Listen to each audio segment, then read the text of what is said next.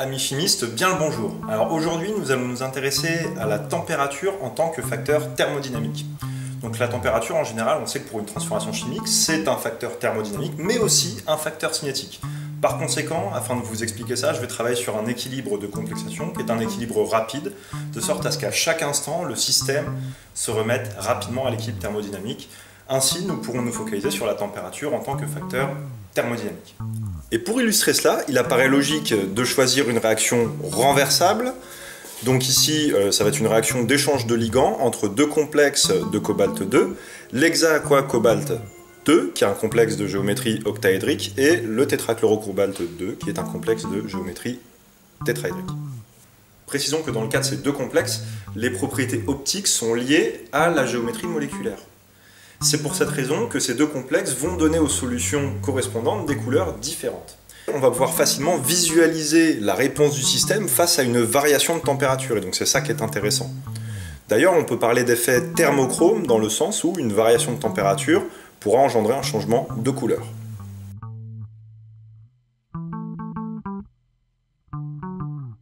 Alors, suite à un certain nombre d'observations expérimentales, en 1884, Henri Le Chatelier énonce son principe, qu'on appelle donc principe de modération, dont l'énoncé est le suivant. Lorsqu'un système en équilibre thermodynamique est soumis à une perturbation, il évolue spontanément dans le sens qui s'oppose à cette perturbation, de sorte à en modérer les effets. D'où le nom de principe de modération. Quand je parle de perturber un système, il s'agit de modifier sa température, modifier sa pression ou encore sa composition par ajout ou retrait d'un constituant par exemple.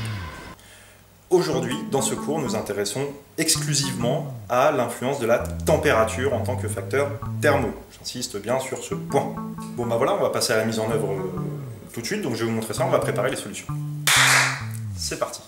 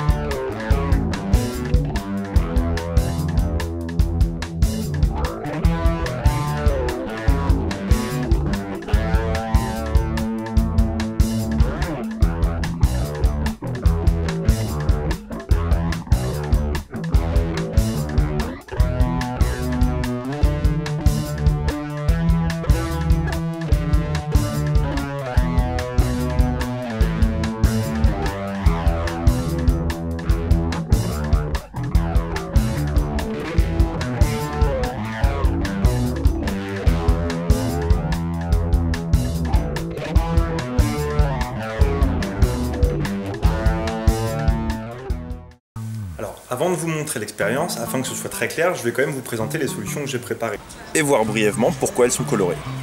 Donc 3 solutions différentes qui ont toutes une concentration en ion cobalt 2 à 0,075 mol par litre. Bon, j'arrête pas de préciser cobalt 2, cobalt 2, 2 c'est le degré d'oxydation du cobalt dans le complexe. Voilà, mais ici il n'y a pas de variation du degré d'oxydation, donc le cobalt est toujours au degré d'oxydation 2.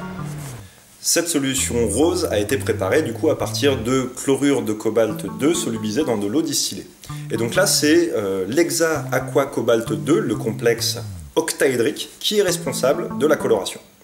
On le comprend mieux si on regarde le spectre d'absorption UV visible, et donc là vous voyez que en fait, la solution laisse passer du rouge et laisse passer du violet. Et donc la somme de ces deux couleurs va nous donner ce magnifique rose que nous avons là. Deuxième solution où j'ai mis, même chose, du chlorure de cobalt 2 dans de l'acide chlorhydrique à 6 mol par litre. Alors là, je précise, vous faites super attention, l'acide à 6 mol par litre, c'est très concentré, c'est très dangereux.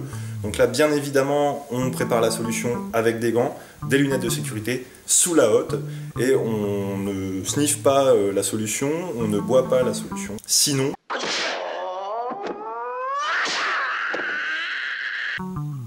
dans le cas de cette solution bleue, c'est principalement le complexe tétrachlorocobalt 2 qui est responsable de la coloration. Alors, si on regarde le spectre d'absorption UV visible de cette solution, on remarque qu'il ressemble relativement à celui qu'on avait avant, mais qu'il absorbe également très fortement dans le rouge. Et donc cette solution laisse passer le bleu, d'où sa coloration.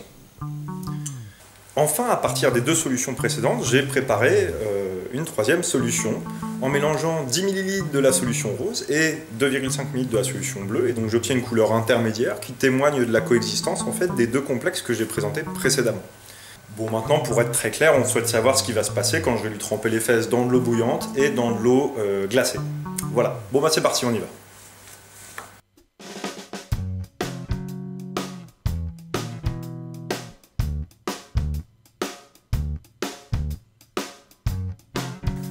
Lorsque je plonge le tube contenant la solution dans un bain chaud, on voit que progressivement, la couleur va aller vers le bleu, ce qui témoigne d'un déplacement d'équilibre dans le sens de la formation du tétrachlorocobalt 2.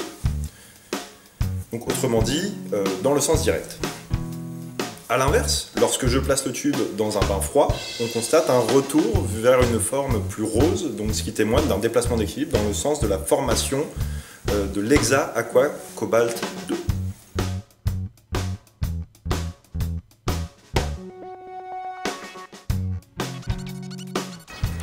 La réaction étant renversable, eh bien, si je replace le tube dans le bain chaud, je vais retrouver cette coloration bleue.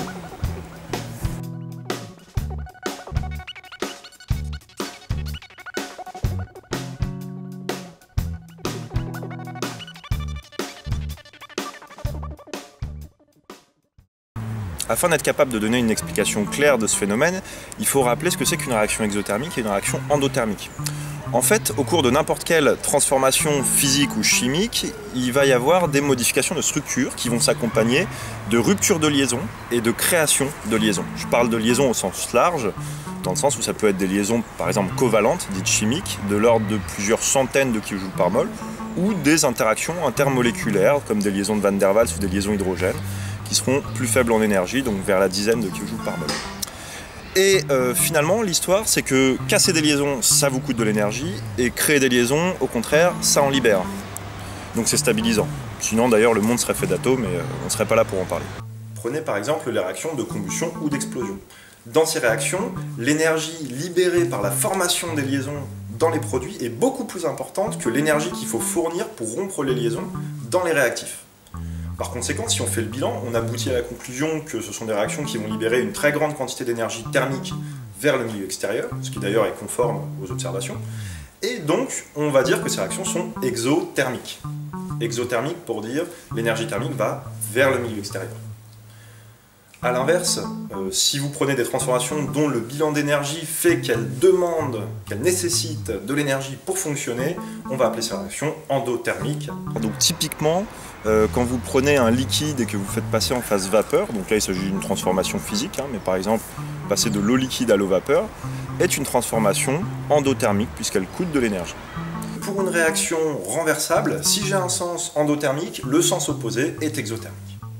Donc dans notre équilibre d'échange de ligands avec les complexes de cobalt, on va avoir un sens exothermique et un sens endothermique.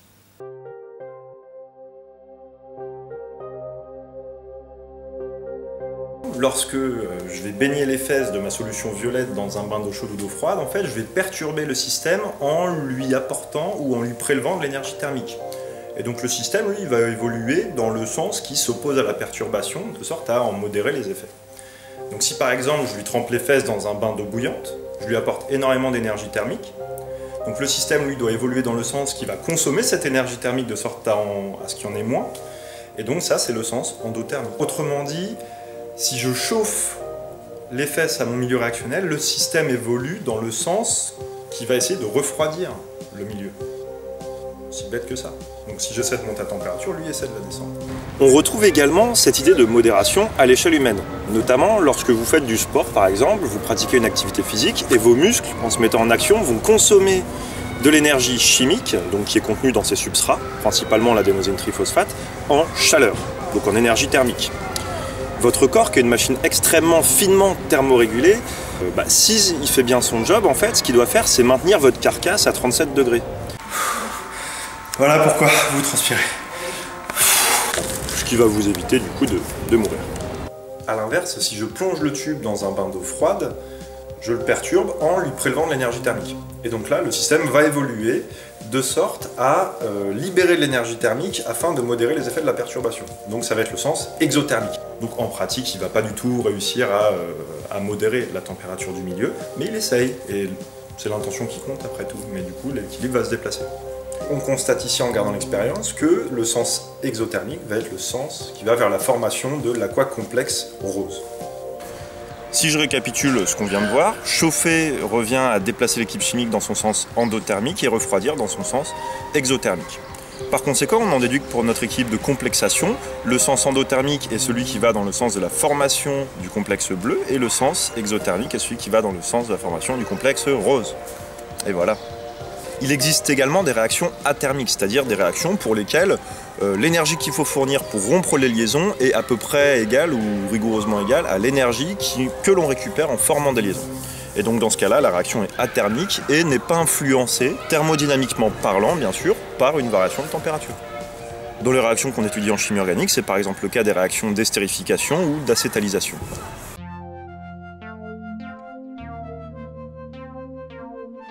Le principe de modération est partout dès lors qu'on parle d'équilibre, qu'il soit chimique ou physique.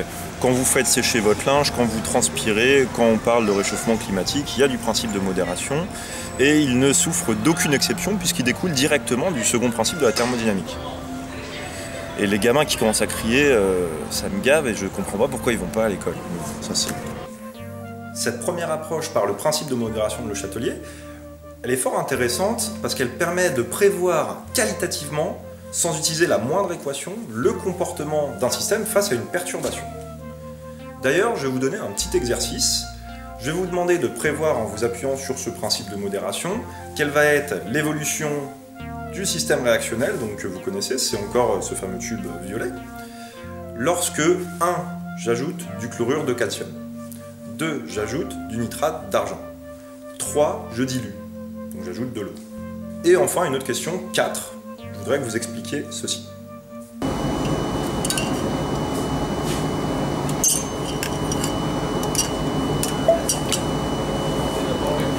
Que s'est-il passé? Alors, je vous propose de répondre dans les commentaires en détaillant votre raisonnement. Et moi, du coup, je pourrais comme ça vous répondre en vous montrant les expériences directement par vidéo. Alors, voilà une première approche concernant l'influence de la température sur un équilibre thermodynamique. Toutefois, on aimerait bien quand même aller un petit peu plus dans le détail et mettre le nez dans les équations. Alors pour ça, on a besoin de faire de la thermodynamique. Alors évidemment, je ne vais pas refaire tout le cours de thermo, mais il y aura un deuxième épisode dans lequel j'en utiliserai les résultats et en particulier la loi de Van 't Hoff qui fait intervenir les notions de constante d'équilibre et d'enthalpie standard de réaction. Et dans cette deuxième vidéo, nous verrons également plus d'applications concrètes, voir quelles sont les conséquences en fait de ce qu'on a vu aujourd'hui. Pour avoir accès à la suite des expériences, pensez à vous abonner à la chaîne et n'hésitez pas évidemment à la partager à l'attention des personnes autour de vous qui pourraient être intéressées par de la chimie expérimentale.